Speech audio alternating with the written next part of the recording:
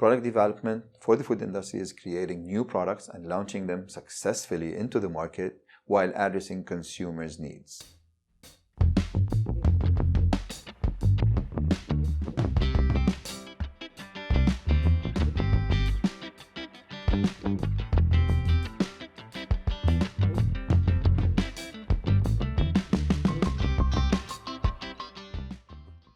Basically, consumers today are more aware of what they eat. They are more aware of the environment around them. So the most important trend is looking at sustainable ingredients and sustainable sources for the ingredients to replace the old and traditional ones. The second one is looking at how to reduce waste, because that is also has its effect on the environment. Reducing that makes people wanting to look into that product and purchasing the products that have been developed. Another one is probably the packaging. Packaging innovation is also part of the food. You cannot buy the food without the package. So innovating in the packaging design material is also a trend in that food industry.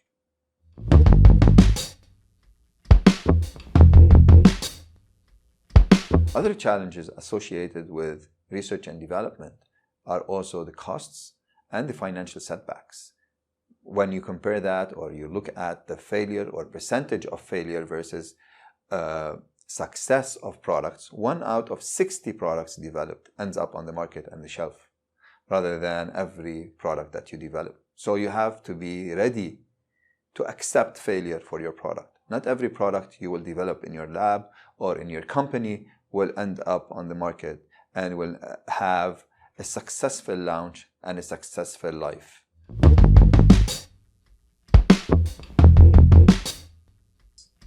Creating a new product is not just imitating a product that is in the market and bringing it to the shelf, claiming it's an innovation. An innovation is creating a new product.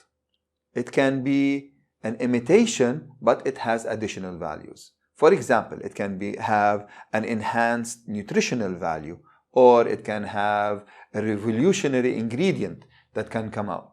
With that, we can say, looking at sustainable ingredients, maybe alternative sources of proteins, alternative natural preservatives, natural colorants that were not there, looking at products from the local market.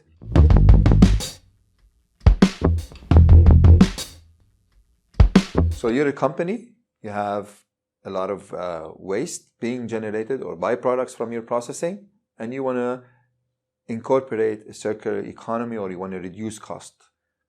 What you are generating, or the rejects and the byproducts generated by the company or by the manufacturing, is a cost. You already paid for it as a company and you're just throwing it away. So you're throwing out resources.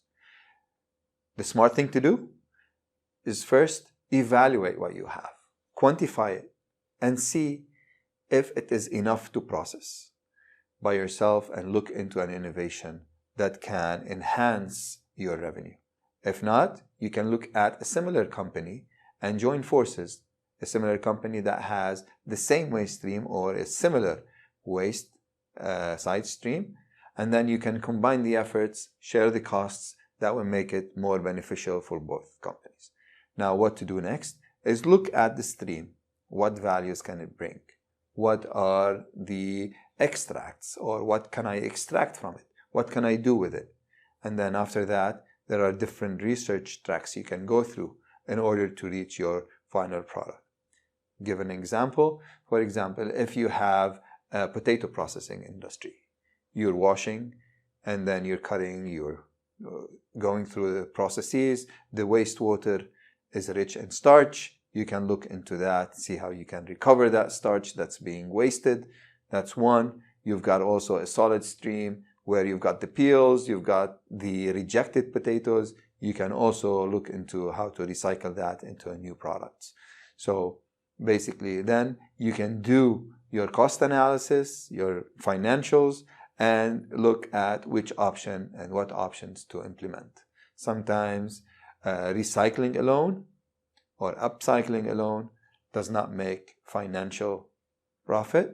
But think about it, you're already wasting that stream. You're paying for it and you're just throwing it away.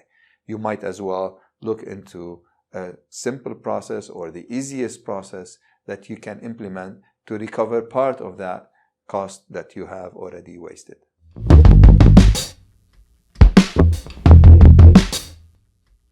Startups are new companies, smaller companies with limited resources, but sometimes with great ideas. Research and development or creating products at a smaller scale is easy. It's not as easy as it seems. There has to be more into it. There's more investment. There's more risk to take.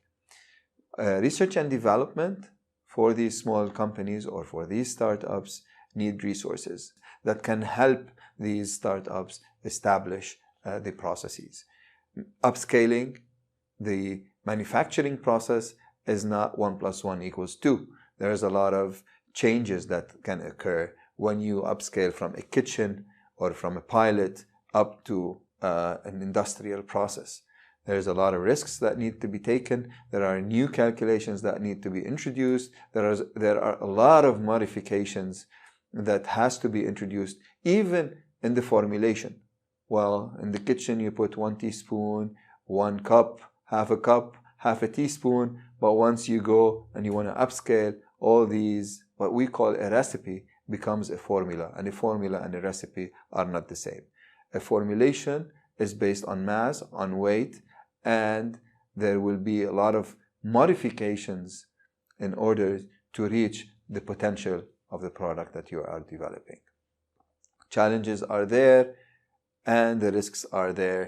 That's why incubators are there to help.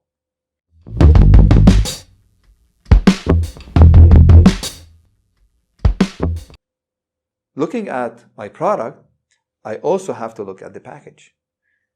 Looking at the package, because selecting a package will really affect my shelf life. Because in the end, I need to run a shelf life study on my product. I want to see how long can I keep it on the shelf before it spoils or before the quality that I have guaranteed to my customer is over. Okay, that's what we call the expiry date. And in order to do that, I have to have finalized my package and package selection material. Are all material the same? No, there are different materials. For example, if I have an oily product, I cannot package it in polyethylene. Polar, non-polar, and non-polar material cannot interact. The polar and polar also cannot interact because permeability would be an issue. So if I put, for example, za'atar or thyme in a plastic bag, in a PET, HDPE or LDPE bag, and I leave it on the shelf for some time, the bag will become sticky. Why? Because the oils have permeated through the membranes or through the package that I have selected, because they are made both non-polar, non-polar. So I have to properly select the material for the package that I need. Now, I've selected the material. I need to look at the design of my package. The package is the first thing my customer is going to look at. So it is what we call the silent salesman. That's the first thing that's going to interact with my client, and it has to be an inviting package. So if you look at the packages or the products that are on shelf, okay, you have a split of seconds. You have got 3 seconds to select the product on the shelf. So your client has 3 seconds to choose from all the products that are standing next to it. So your package should stand out. Now, going through that, you need to print your label, right? So you designed your package, you made it appealing. Now I have to put my ingredients list. I put my ingredients list. I need to put my nutritional value. So that also is another challenge. You need to test your product, and you have to measure all the essential ingredients, essential nutritional values that you have to include on the label. In Lebanon, unfortunately, having a nutritional value table is not mandatory. But if you're looking at exporting your products, that is a mandatory step that you need to do.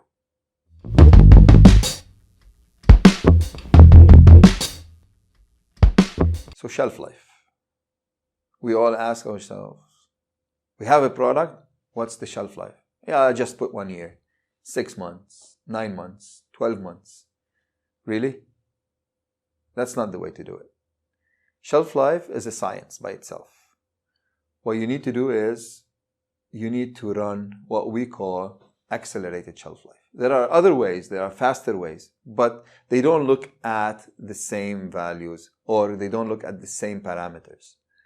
When you do an accelerated shelf life, you're basically accelerating the end of life of your product. You're putting it under conditions that can help you understand the behavior of your product, okay, in a faster way and see when the product life ends.